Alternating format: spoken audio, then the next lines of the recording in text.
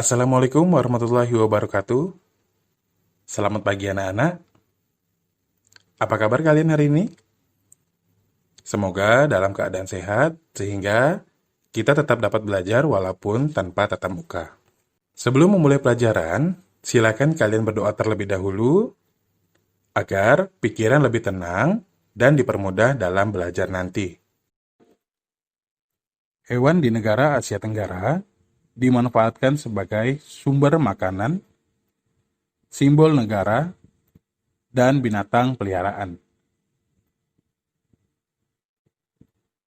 Di negara Myanmar, Thailand, dan Kamboja, gajah putih dianggap hewan yang suci. Indonesia memiliki wilayah laut yang sangat luas. Indonesia memiliki banyak hasil lautnya. Salah satunya adalah ikan tuna. Burung takar. Burung takar adalah burung yang dilindungi di negara Malaysia.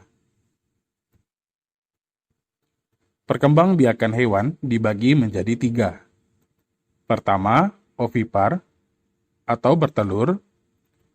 Kedua, vivipar atau melahirkan. Dan yang ketiga, ovovivipar, bertelur melahirkan. Ovipar, fertilisasi eksternal, artinya pembuahan terjadi di luar tubuh induknya. Induk betina akan mengeluarkan sel telur dan akan dibuahi oleh induk jantan. Proses tersebut terjadi di luar tubuh induknya. Oleh karena itu dikatakan fertilisasi eksternal atau pembuahan di luar tubuh. Embrio tumbuh di dalam telur. Telur dierami hingga menetas. Contohnya adalah amfibi seperti katak, kemudian Pisces atau ikan, dan aves atau unggas. Hewan yang bertelur tidak memiliki kelenjar susu dan tidak menyusui anaknya. Vivipar, fertilisasi internal, artinya pembuahan terjadi di dalam tubuh induknya. Sel kelamin jantan dan sel kelamin betina akan bertemu di dalam tubuh induknya, artinya pembuahan terjadi di dalam tubuh induknya. Induk betina mengandung anaknya. Contohnya pada hewan mamalia, seperti sapi, kuda, harimau, dan lain-lain. Hewan vivipar memiliki kelenjar susu dan memiliki daun telinga. Ovovivipar. Embrio berkembang di dalam telur saat di tubuh induknya. Embrio terus berkembang di dalam telur hingga menetas. Setelah menetas, anakan hewan tersebut keluar dari induknya. Contohnya pada reptil, seperti buaya, ular, dan lain-lain. Hewan yang berkembang biak dengan ovovivipar, pembuahannya terjadi secara internal, atau disebut dengan fertilisasi internal. Dan juga, hewan reptil tidak menyusui.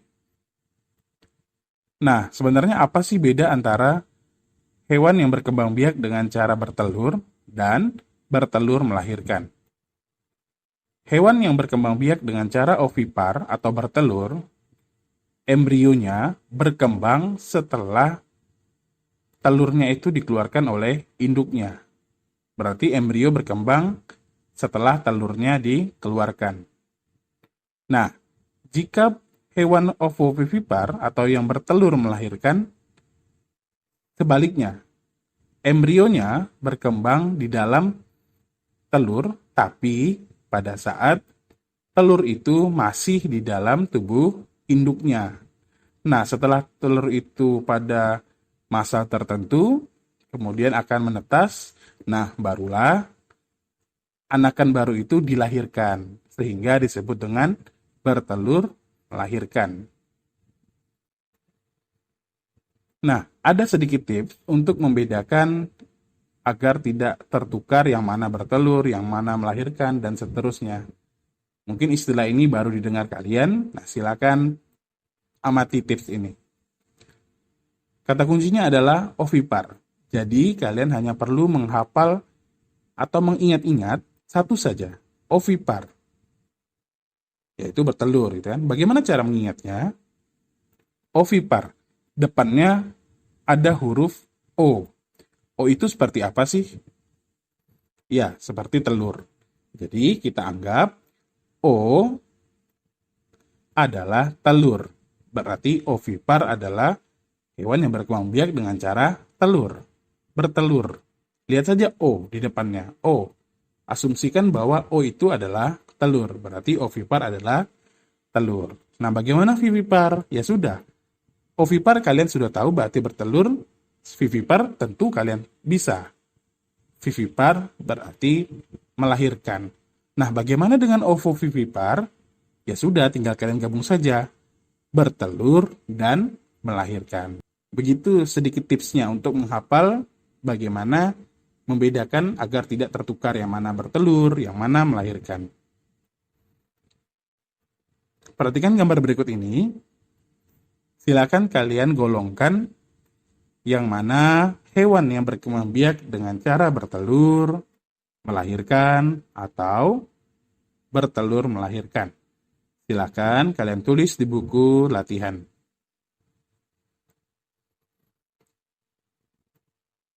Kegiatan ekonomi di negara Asia Tenggara. Yang pertama, Brunei Darussalam. Negara Brunei Darussalam ini memiliki sumber daya alam yang melimpah, khususnya minyak bumi dan gas alam. Sehingga pendapatan per kapita tertinggi di negara Brunei Darussalam ini adalah gas alamnya. Filipina. Filipina sama seperti Indonesia, Filipina juga merupakan negara kepulauan. Mata pencarian sebagai petani dan hasilnya adalah nanas, padi, kelapa, dan gula. Indonesia. Indonesia adalah negara kepulauan terbesar di Asia Tenggara. Indonesia mengekspor minyak, gas bumi, tekstil, dan olahan kayu, serta Indonesia juga menjadi tempat pariwisata karena Indonesia memiliki kekayaan alam yang indah. Kamboja. Mata pencariannya sebagian besar adalah petani, dan hasil pertanian terbesar adalah padi dan karet. Laos. Mata pencariannya adalah petani, hasil pertanian dinikmati oleh masyarakat negara Laos. Kegiatan ekonomi di negara Malaysia yang utama adalah pertanian.